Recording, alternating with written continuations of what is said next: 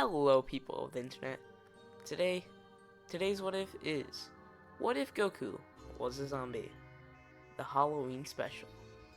If you enjoyed this Halloween special and you want to see maybe a part 2, then make sure to like, subscribe, do all that, and I think that's it. Let's get into the video. When Goku finally gets to the other world, he realizes his body looks different. It's more of this grayish green color, and his body, it looks like it's full of blood. It's just oozing out of him. His jaw, everything. Though, Goku doesn't have much time to think about this, as he has to train to beat the Saiyans. And maybe he could wish to have his normal body back after this. Now, when Goku learns Kaioken, he realizes that there's not much actual pressure being put on his body. And I'd probably put his max at about Kaioken times 10 in this situation. Just because, one, he's basically still undead. Even if he was revived, he'd still be technically dead. So, I don't see a point in Goku not being able to use a higher level Kaioken. Now, when Goku finally arrives, he sees his best friend and his son heavily injured. But when he arrives, Gohan and Krillin are in shock at his body, his bruises, everything, blood gushing out of him basically. Goku says, don't worry about it.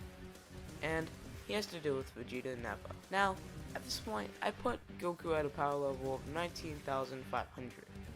This is just because he's most likely going to get many Zenkais from using Kaioken over and over and over again.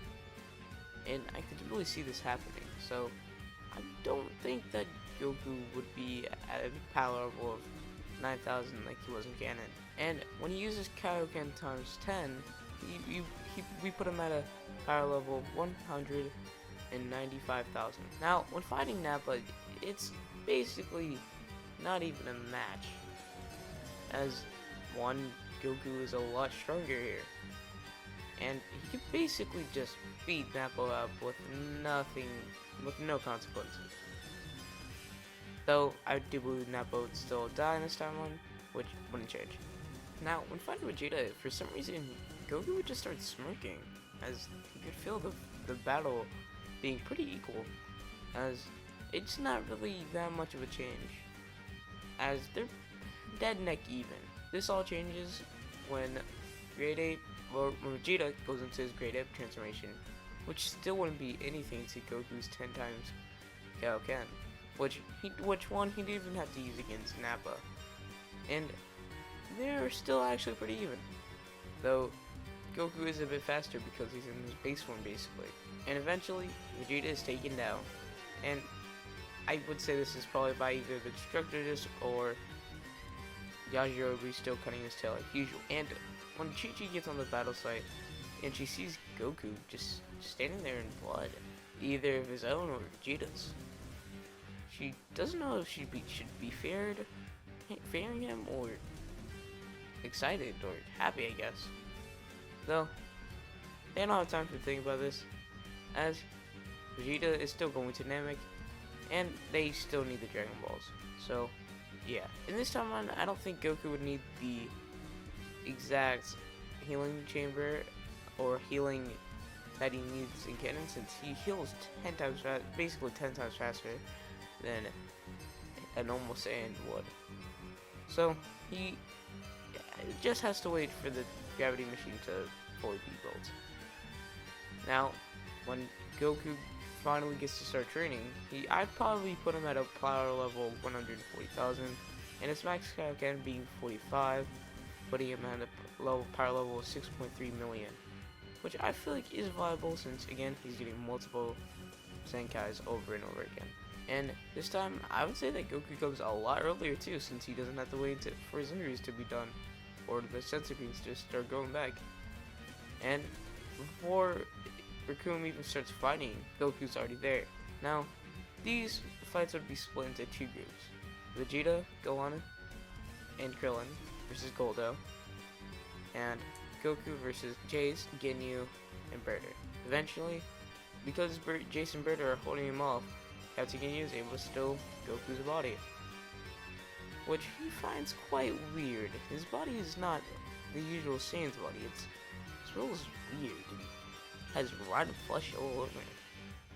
Though with this gang, it's basically no match to Ginyu. Basically, Ginyu is getting his walloped on, as everyone's a lot stronger. And I don't think anything's changing besides when Goku goes into the healing tanker.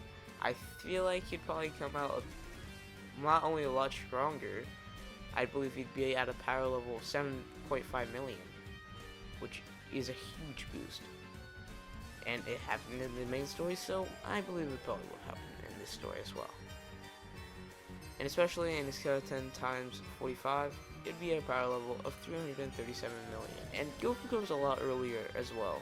When he fights Frieza, Piccolo's still fighting, and Frieza's in his third form, which eventually, when Goku arrives, he eventually has to go into his final form. As even with this, Frieza is still doing a lot of damage to Goku, and especially if Goku has his Mexico Canon, which is 45, it's doing even more.